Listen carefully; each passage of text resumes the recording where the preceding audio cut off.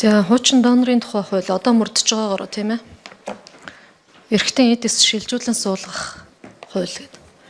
Нийгэмд баггүй талцал хуваагдал бас нэлээдгүй асуудлуудыг үүсгэсэн. Хууль эрх зүйн орчны өөрчлөлт өнөөдөр бас орж ирж байна. Тэгэхээр бид энэ дээр нэлээд тийм анхааралтай их хянамгай хүний эрхийн талаас нь учирч болох эрсдлүүдийн талаас нь харж энэ хуулийг хийх ёстой гэж бодож байгаа.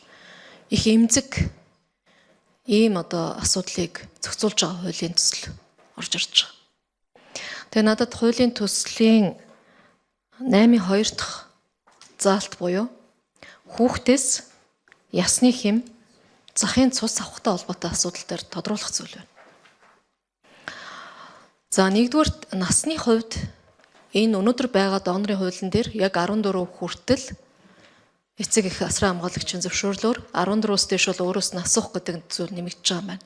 Тэгээ яг өнөөдрийн байдлаар 14 хүртэл насны өөрөө шийдвэр гаргах, өөрөө зөвшөөрөл өгөх эрх мэдэлгүй эцэг их асран хамгаалагчийн зөвшөөрлөөр яг энэ ясны хэм чөмөг авахулж байгаа, эс авахулж байгаа хичнээн хүүхэд байна вэ жилд. Хичнээн хүүхэд гарсан байна.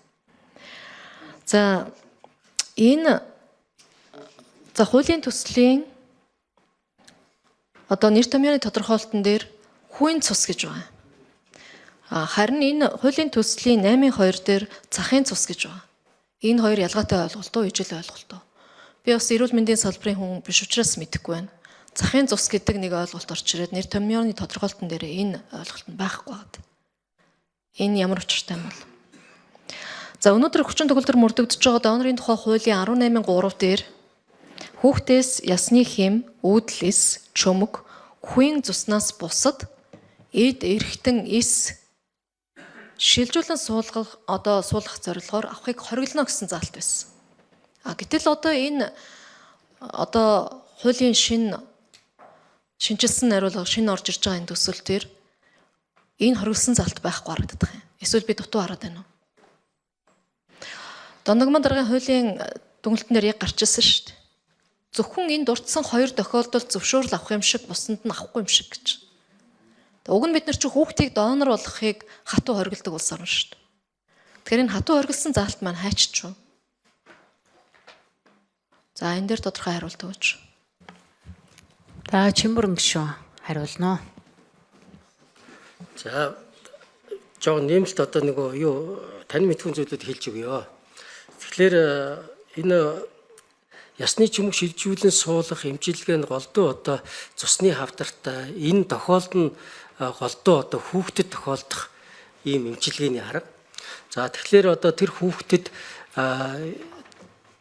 ясны чөмөг шилжүүлэн суулгах хагалгаа гэдэг маань нөгөө донор болж байгаа 14-өөс дээш настай хүүхдээс захын цус авахыг хэлж байгаа юм. Нэгсэндээ бид тариа хэлэгтэй адилхан тариа хийж байгаатай адилхан захын судас руу хатгалт хийгээд тэгээ цусыг аваад түүнийг тусгай фильтрлж ялгаад тэгээд шилжүүлэн суулгах гэдэг асуудал. Нэгсэндээ эрэгтийн шилжүүлэн суулгадаг шиг тийм том амь насны эрсдэлтэй тийм процедур биш ээ. Тийм учраас 14 настай доош настай бол эцэг эхээс нь 14-өөс дээш бол өөрөөс нь тэгээд дуу бичлэгийн шаардлага хангасан нөхцөлд авнаа л гэж хэлж байгаа шүү. За мөн эрүүл мэндийн хуулинд бас 18.3-ыг хэллээ та. Тэгэхээр бид хүүийн цус, захын цус гэдэг зүйлүүдийг эрэгтийн шилжүүлэн суулгах зүйлд бол ашиглаж болно л гэж хэлж байгаа. Бусдыг нь бол хүүхдээс ерөөсөө юм авч болохгүй л гэсэн үг шүү дээ. Тэгэхээр энэ чинь хүүхдийн эрхийг хамгаалж байгаа маш чухал заалт. Бид энийг ерөөсөө зөрчөөгүй шүү. Энэ дээр манай төслийн багийнх нь бас өөрснөө тайлбарлаж хэлж өгөөрэй. Хүүн цус гэдэг маань жирэмсэн эмэгтэй яг төрөх процесс яаж байгаа хүүг л хэлж байгаа шүү дээ тийм ээ. Тэрийг л хүүн цус гэж хэлээд байгаа юм. Тэр бол яг төрөх процесс тэр хүүн цусыг технологиуд их сайжирчсан тэрийг цуглуулж авдаг болчихсон. Тэр дотроос үүдэлсийг авч үржүүлж тэгээд эмчилгээнд хэрэглэх энэ судалгааны ажлууд их эрчимтэй явж байгаа. Тэр үтгээд бүр хор тавдрын эмчилгээний судалгаанууд нэлээд эрчимтэй энэ чиглэлд бас явж тухайн яг өвчтөнд чиглэсэн өөрийн дархлаагийн сайжруулж хавдрын эсийг үйлчлэх эмчилгээний судалгаа энэ гэсэн олон ажлууд хийгдэж байгаамаа. Тэгэхээр энэ дээр ерөөсө хүүхдийн эрхийг зөрчих ямар нэгэн ширхэгч заалт байхгүй гэдэг хариуцлагатай хэлье.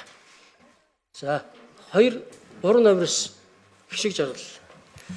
За 3 дугаар микрофон хишиг жаргал. За нэмж хариулна уу? За хишиг жаргал улсын 1-р төв эмнэлгийн цусны үүдлээс шилжүүлэн суулгах баг юмч байна.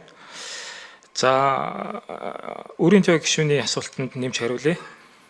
Жилд хичнээн хүүхэд одоо энэ зорилгоор одоо донор болж байна гэж асуусан. Ер нь бол өнөөдрийн байдлаар цусны үүдлээс шилжүүлэн суулгах эмчилгээг улсын 1-р төв эмнэлэгт хийж байгаа. Одоохондоо хараахан хүүхдэд бол хийж эхлэегүй бид нэр их хүүхдийн эрүүл мэндийн үндэсний төвтэй хамтарсан баг байгуулад сургалтаа хийгээд явж байна. Тэгээ хүүхдэд ингэж хийж эхлэегүй улмаас маш олон хүүхэд яг энэ өвчнөөр одоо гадагшаа явж өндөр үнэтэй эмчилгээг бол улсуудад хийж байгаа. За саяхан нэг Турк улсаас нэг мэрэгчлэлтэй ирэхэд зөвхөн нэг эмнэлэгт Монгол улсаас 50 хүүхэд очиж энэ үүдлээс шилжүүлэн суулгах эмчилгээг манай эмнэлэгт хийсэн гэдэг. Тэр нь хамгийн багадаа доотлол нь одоо 200 сая тэрнээс дээшээ бүр тэрбум хүртэл төгрөгийн зардал гаргасан ийм эмчилгээнүүд байна. За гүйцэтгэд хариулъя. 3 дугаар микрофон. Тэгэхээр энэ хууль батлагдаад энэ 18 оны хууль дээр бол бид нэр энэ эмчилгээг дөнгөж Монгол улсад нэвтрүүлж эхэлжсэн учраас ерөөхдөө түрүүн гишүүний хэлсэнчлэн тэр нөгөө хүйн цус болон захын цуснаас бусдаар бол хориглоно гэж заасан. Тэгээ одоо бол энэ хүйн цус одоо энэ үүдлээс шилжүүлэн суулгах эмчилгээ маань өнөөдөр ингээд бид нар энэ хуулийг баталж байгаа одоо нэг том утгаар нь хараад зөвхөн цусны үүдэл биш одоо энэ месенхим үүдлээсээс одоо гаралтай бусад одоо эсийн эмчилгээ дэлхийн нийтэд нэвтрээд эхэлсэн байна.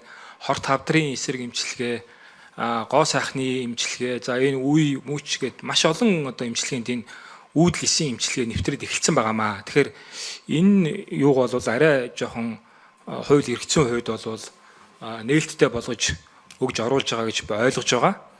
За түрүүн гишүүний асуусан энэ хүүхдэд бол энэ үүдлээс шилжүү суулгах.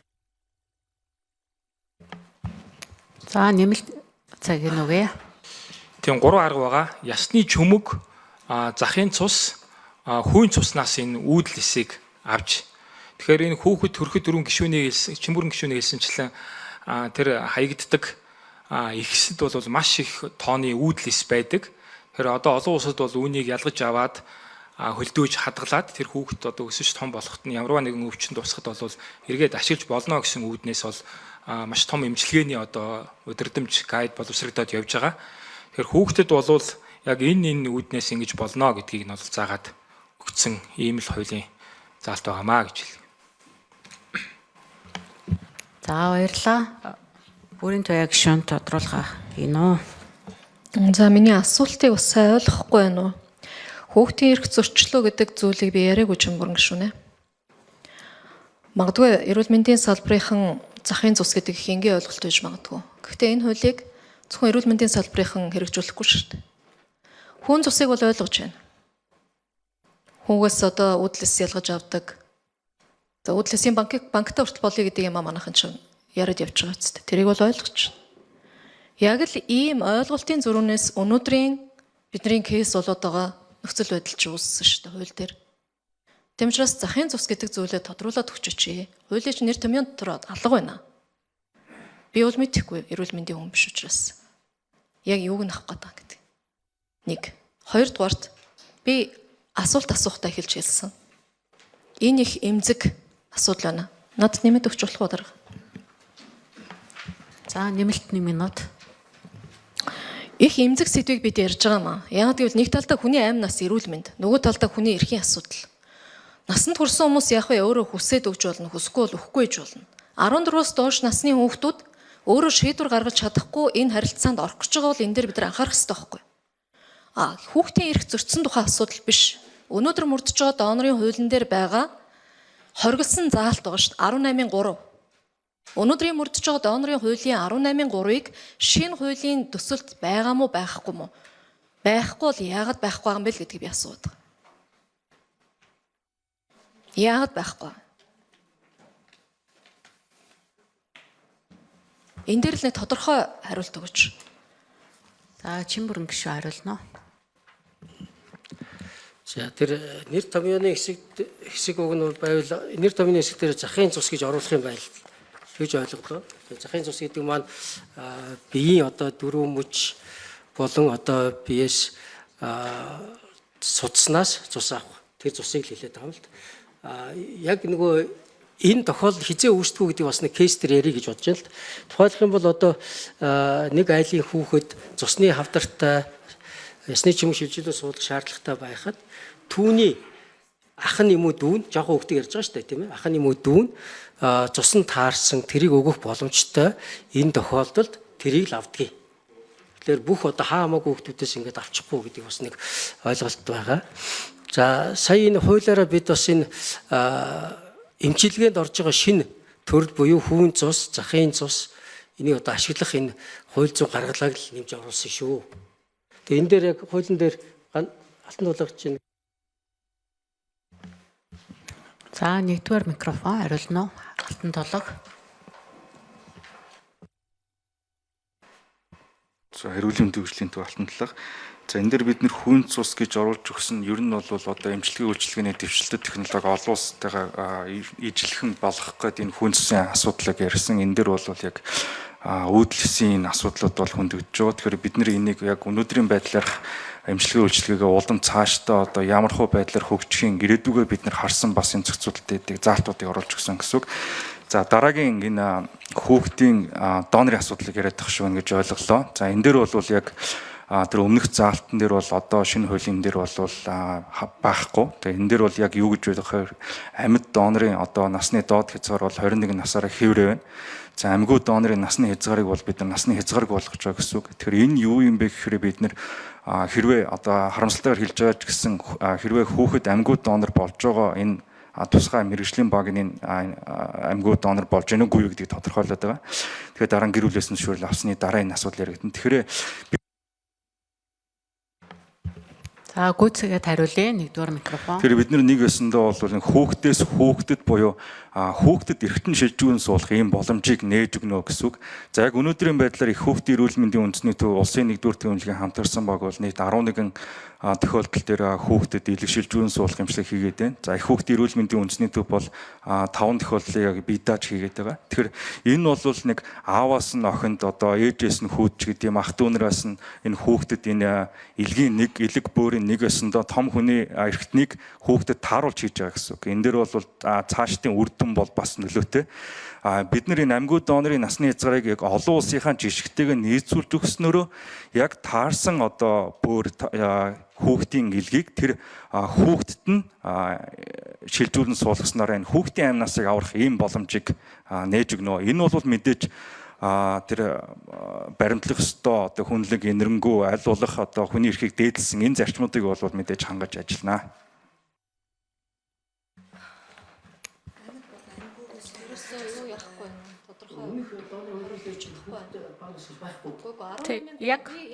Яг тодорхой төр заалт нь байна уу? Хуулийн 18-ын 3-т заасан хоригдсан заалтыг яагаад авцсан бэ?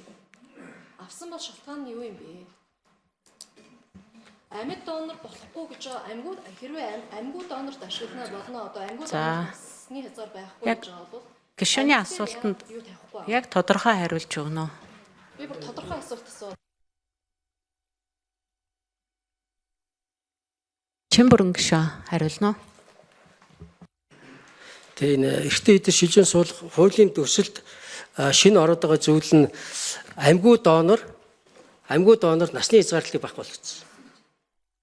Хуучин бол ерөөсөө донор бол 25 нас байсныг 21 болгоод буулгасан. Одоо амьд донор бол 21 нас, амьгүй донор байх юм бол хүүхч байж болно. Хүүхдийн эрхтнийг хэрвээ авахар болох юм бол заавал эхлээд хүүхдэд нь өгнө л гэдэг ийм л хуулийн заалт оруулсан байна төсөл дээр.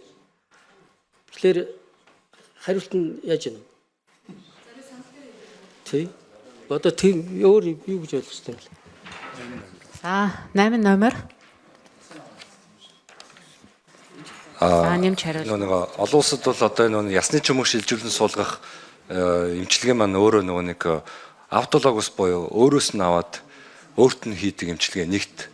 2 номерт болохоор аллогенез буюу өөр хүнээс аваад донороос аваад өөр хүнд хийх ийм 2 чиглэлээр бас энэ нэг цусны чөмөртийн шилжүүлэх эмчилгээ хийдэг. Тэгээ нэгдүгээр эмчилгээнд буюу одоо тэр аллогенес буюу өөрөөс нь авдаг энэ эмчилгээг болохоор өөрийнх нь чөмгнөөс бол авдаггүй. Өөрийнх нь захын цуснаас авдаг. Энийг бүр яалтчгүй олон улсынхаа одоо та бас асуулаа захын цус гэж яг нэр томьёогоор юу гэдэг юм бэ? Тэгэхээр өөрийнх нь захын цуснаас аваад тодорхой хэмжээний цус аваад тэрийг нь эмчилгээ хийгээд тэгээ өөрт нь буцаагаад хийдэг. Тэр энэ эмчилгээг өөрөө бас чөмөг шилжүүлэн суулгах гэж ярьж байгаа. Тэр нь өөрөө bone marrow transplant буюу BMT гэдэг энэ нэрэндээ ордог хог. Өөрийнх нь цуснаас шүүж аваад захын цуснаас нь аваад эмчилгээ хийж хагаад